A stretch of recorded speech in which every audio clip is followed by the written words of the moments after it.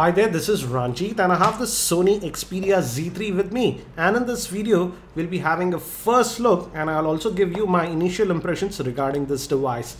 And actually there is nothing in the box, as this is just a demo unit, that's review unit, so I don't have all the accessories in it. We just had the startup guide, the safety and regulatory information, etc.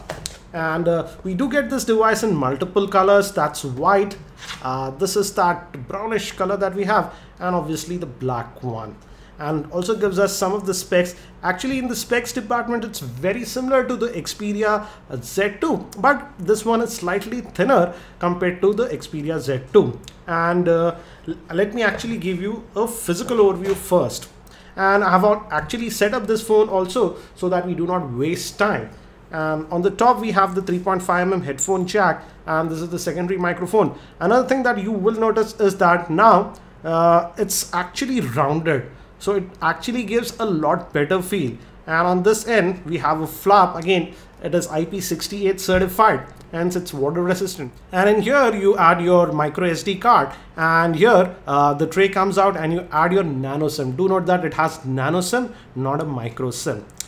We also have the power button, which is actually metallic. This is the volume rocker. We do get a dedicated button for the camera, and on the bottom again nothing. And we do also have this opening. I'm not very sure why this is there, because the speakers are front facing on this. Actually the earpiece and this one is also a speaker, so we have stereo speakers, and this is for the dock accessories. And if you open this, you have the micro USB slot that will be used for charging this device. Moving towards the back, we have the main camera. That is a 20.7 megapixel camera, LED flash, and it has the Sony G lens, and it can record video also up to 4K. We have NFC, again Sony branding, and this back is again glass, and it actually looks very good, but again it's a fingerprint magnet. If you notice, you get fingerprints very easily. We just have the Xperia branding over here. Moving towards the front, we have the main earpiece. The front facing camera is a 2.2 megapixel, which can also record video in full HD. Let me actually boot up this device now. And as you can see, the screen is a 5.2 inch screen, which is a 1080p full HD screen. And actually have been testing this device for the last couple of hours, and I'm really impressed with the screen quality that Sony has provided.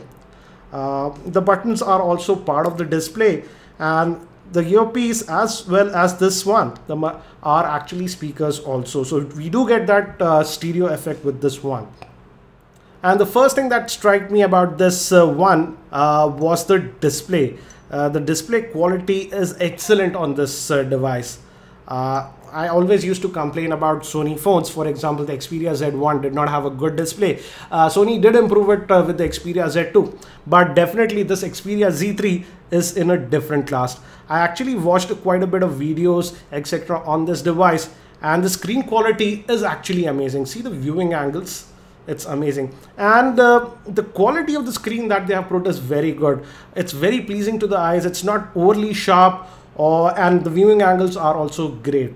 Let's look at the Android version that we get, and we just go here to the quick settings, and if we go to about the device, as you can see the model number is D6653, and the Android version is 4.4.4, that is KitKat.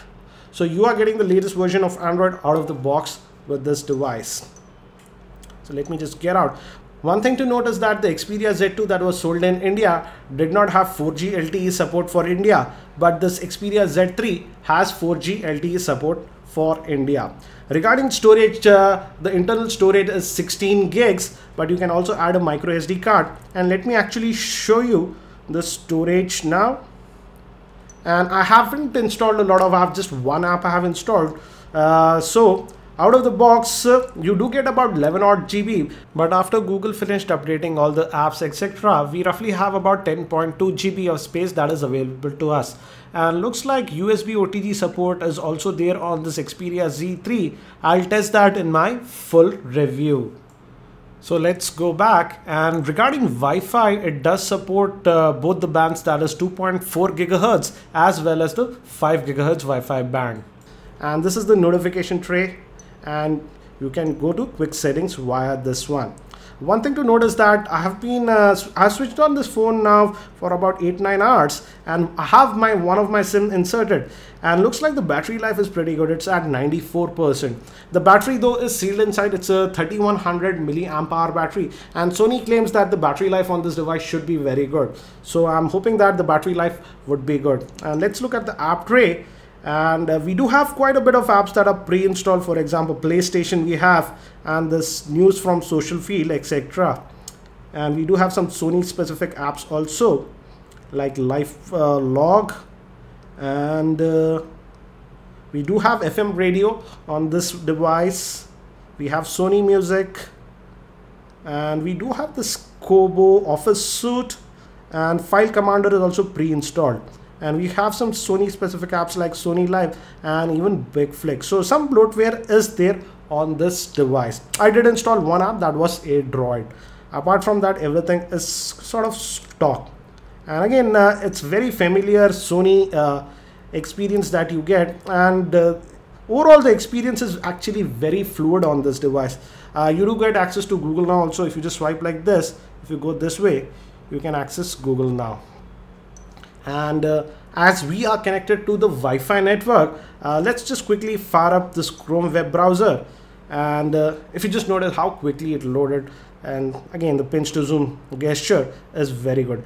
Now if we talk about the processor on this Xperia Z3, it's powered by a Snapdragon 801. That's a quad-core processor clocked at 2.5 gigahertz, and it has 3 gigs of RAM. The GPU is the Adreno 330 GPU, and this is the keyboard that we get. Let's just go to our website, that's tech2buzz.com. One thing to note is that though we have ample space, there is no dedicated row for the numbers on this default keyboard, though we have ample space over here.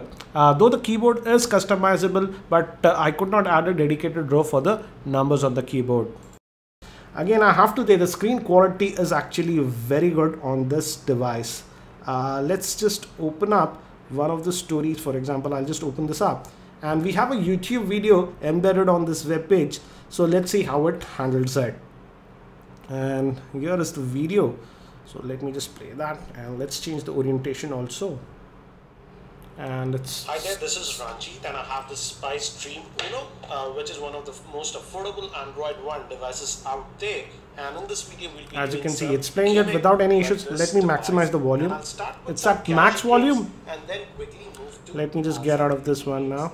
And let me just swipe it away. So in terms of web browsing, it looks like you'll have a decent experience.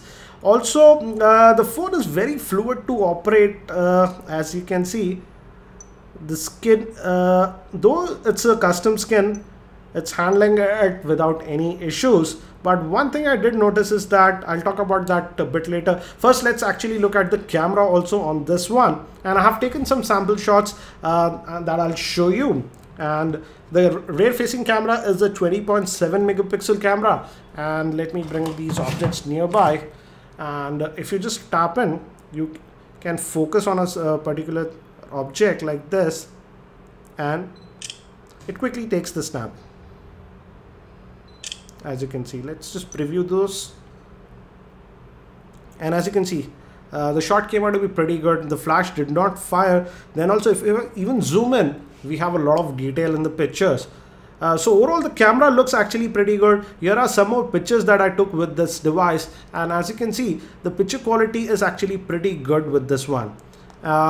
And it does offer a lot of sharpness. I did not do extensive testing, but these are some of the sample shots that I took, and initial impressions, the camera looks to be pretty good.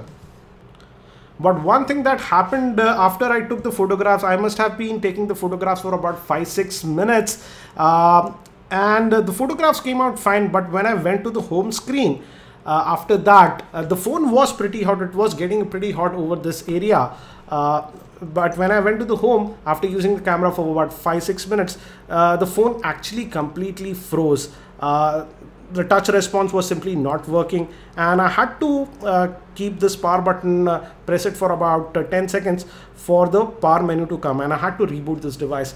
I'm just assuming that it's just a one-off issue, but I did tweet about it, and one more user also said that yes, the phone tends to heat up a little bit, and when it does, the CPU throttles a bit. So I will be testing this phone a lot more for the next few days. Overall, for the package, it looks pretty good, but regarding the pricing, at least in India, I think so the pricing is slightly on the higher side. The MRP for this device is around 51,000, but I checked just Flipkart, and on Flipkart it was listing for around 49,000 or so. So that's it for now for this quick look on the Sony Xperia Z3. If you have any specific questions around this device, do post them in the comments, and I'll try to include them in my review. Thank you for watching this video. This is Ranjit, and I hope to see you in my next video.